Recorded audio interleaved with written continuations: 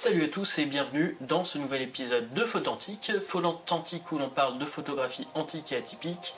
Et pour aujourd'hui, toujours dans le même décor, eh bien on continue notre série sur les pellicules Washi. Et aujourd'hui ça c'est la Washi S qui va passer dans la moulinette. Pour l'utiliser, eh bien j'ai mon bon vieil EOS 650, je sais pas si j'en avais fait une vidéo, mais en tout cas je l'ai depuis très longtemps ce boîtier là, et pas les objectifs que j'ai au-dessus, j'ai plus les objectifs que j'avais à l'époque. Je dois l'avoir depuis 2006, c'est un boîtier qui date de la fin des années 80, et l'avantage c'est que j'ai un 51.4, un 24-2.8 et un 135 qui va me permettre d'avoir tout un spectre d'objectifs que je vais pouvoir utiliser et bien ici réaliser cette série donc avec la Washi S qui est un film qui est fait au départ pour enregistrer du son sur pellicule pour le cinéma notamment, et logiquement ça donne quelque chose de contrasté et d'assez peu sensible, beaucoup plus sensible que la Washi A qu'on a pu tester.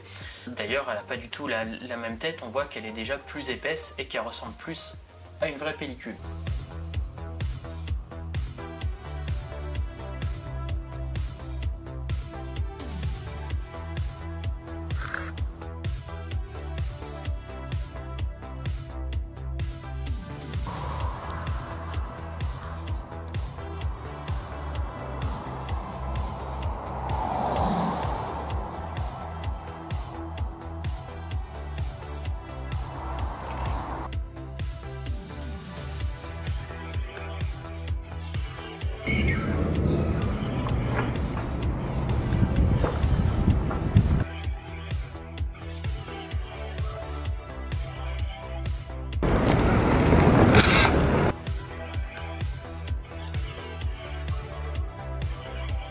Donc c'est parti pour le résultat.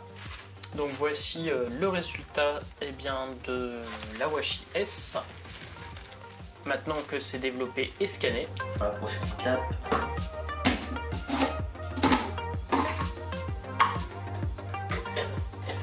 Alors là il y avait un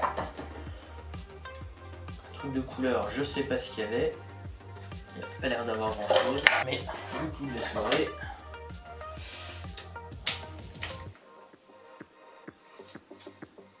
Ça c'est le Washi S qui a l'air d'être bon.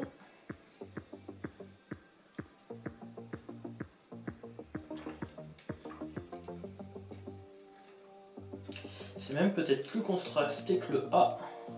On verra au scan, mais par contre plus détaillé. Alors. On m'a posé la question à quoi ça ressemblait de scanner avec le Reprodia. Voilà à quoi ça ressemble. Ça donne quelque chose d'en effet très contrasté. Et maintenant que je l'ai vu au scanner ou au Reprodia, je la préfère par rapport à la Washi A. Si je veux faire justement des photos d'architecture avec des trucs qui pètent, tous les petits détails qui pètent, je choisirais cette Washi S qui pour moi est beaucoup plus intéressante. Donc au fur et à mesure, ici on fait défiler les différentes photos que j'ai pu faire avec cette pellicule pour du son. Et franchement j'aime bien l'effet que ça fait, que ce soit les photos que j'ai prises le soir avec la lumière assez faible. J'avais peur que ça passe pas, en fait ça passe mieux que sur la Washi A. En tout cas il y a une bien meilleure dynamique. Et puis en pleine journée, ça nous permet de bien faire ressortir les lignes. Alors bien sûr ça va manquer de dynamique. Il aurait mieux fallu de la Delta 100 par exemple si je voulais avoir plus de dynamique, ou malheureusement de la regrettée Silver Max. Mais ici ça donne vraiment un rendu intéressant et vraiment bien pétant, que j'aime beaucoup. Il faudrait que je la compare par rapport à la Relay 80S qui avait un peu ce rendu comme ça. Mais en tout cas j'aime beaucoup, donc ça me plaît. Donc voilà, je vous ai fait défiler les différentes photos. J'espère que cet épisode vous aura intéressé. Je vous donne rendez-vous très bientôt pour un nouvel épisode. Sur ce, soyez authentiques et atypiques, et à bientôt.